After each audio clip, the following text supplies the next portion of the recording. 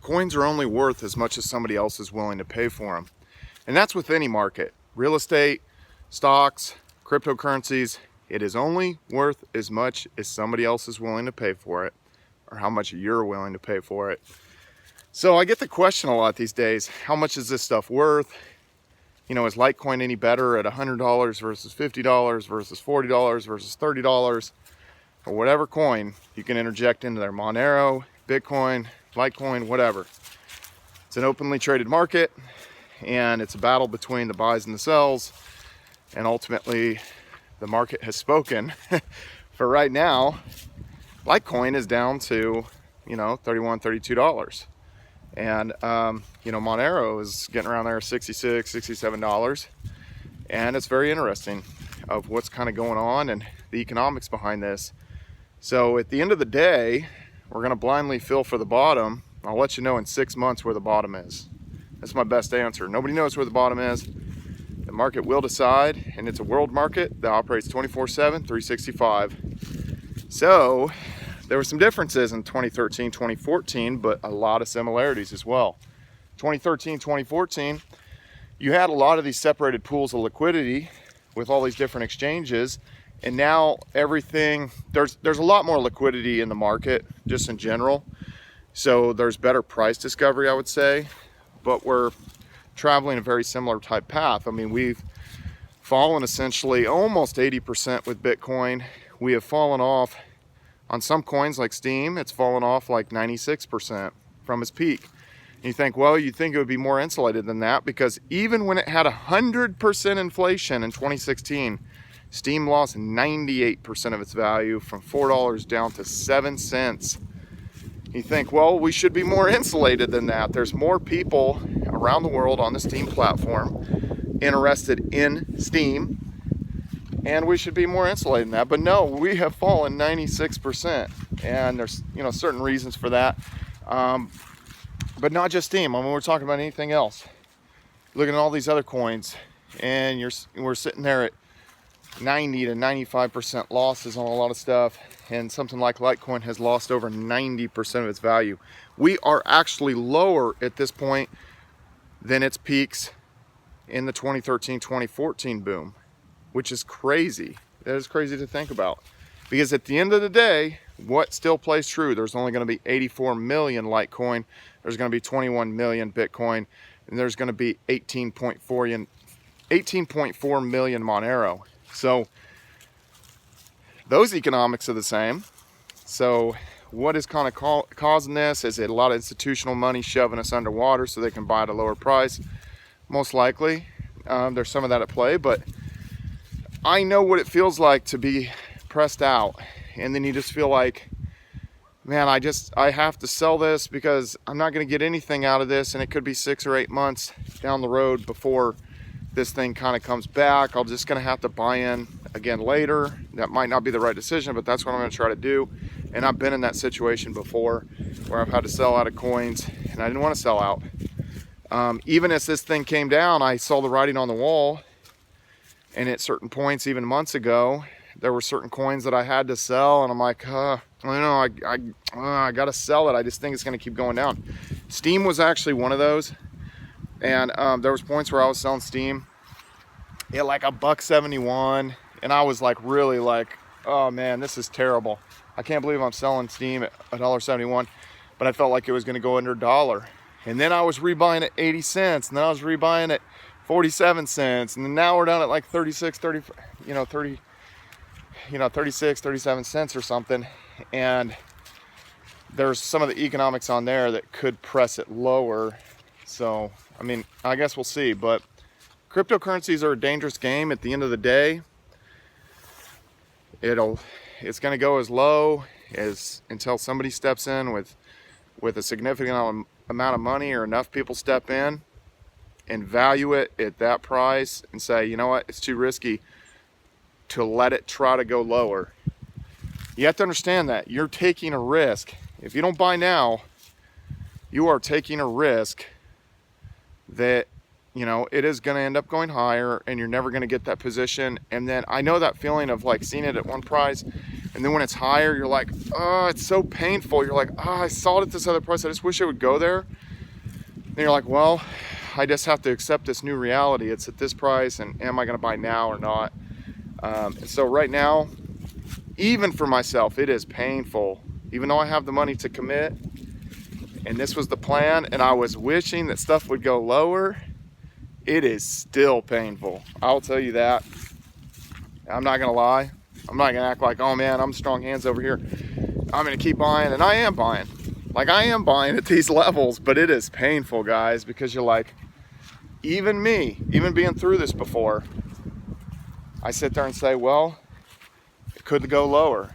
It could go lower. Like Litecoin, what if Litecoin goes to $20? What if it goes to $15? Early 2017, Litecoin was worth $4.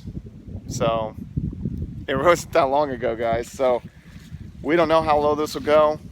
And at the end of the day, I'm gonna end up with some, you know, kind of fat sacks. But it's a lot of money to commit. And then you think, well, what could I have done with that money? You know, could I have bought, like, you know, tons of flat screen TVs, tons of laptops? You know, I mean, could have put a down payment on another property or something. If I wanted to live somewhere else in the country or something like that, I could have done all that stuff. But the fact still remains, you're not going to get rich in the stock market. You're not going to get rich quick in real estate. You can get rich in 30 or 40 years, potentially, if you play everything right and the market goes in your favor. But you aren't going to get rich quick within 3, 4, 5 years. Crypto, you can get rich, and you could get rich in a relatively short amount of time. That is true. And people have asked me, are you worried that it'll never come back? And I say no. There's no potential future that doesn't involve cryptocurrencies, and I believe that. Circle Invest was purchased by Goldman Sachs. Fidelity opening up a trading desk, all this kind of stuff. Big money's not going to let this thing die, and the people aren't going to let this die. This is the people's money. You have to remember that. It's the people's money, and when we're having an inflationary crisis in places like Venezuela, Iran, Zimbabwe, all those kind of places, they will flock to cryptocurrencies. They already are flocking to cryptocurrencies. And I believe that, you know, in the first world, it might be more compelling to stay in US dollars for most people, but it doesn't take that big of a percentage. You know, there's less than 1% of the world population that owns any cryptocurrency. So just even pop that up to 2%, 3%, 5%, any of that. And you got a lot of volume, and there's only a certain amount of coins. We don't know how much gold there is. We don't know how much silver there is in the world, but we know how much Litecoin there's going to be. We know how much Moneros there's going to be. We know how much Bitcoin there's going to be. So at the end of the day, guys, I feel your pain. I am living it, and it's painful.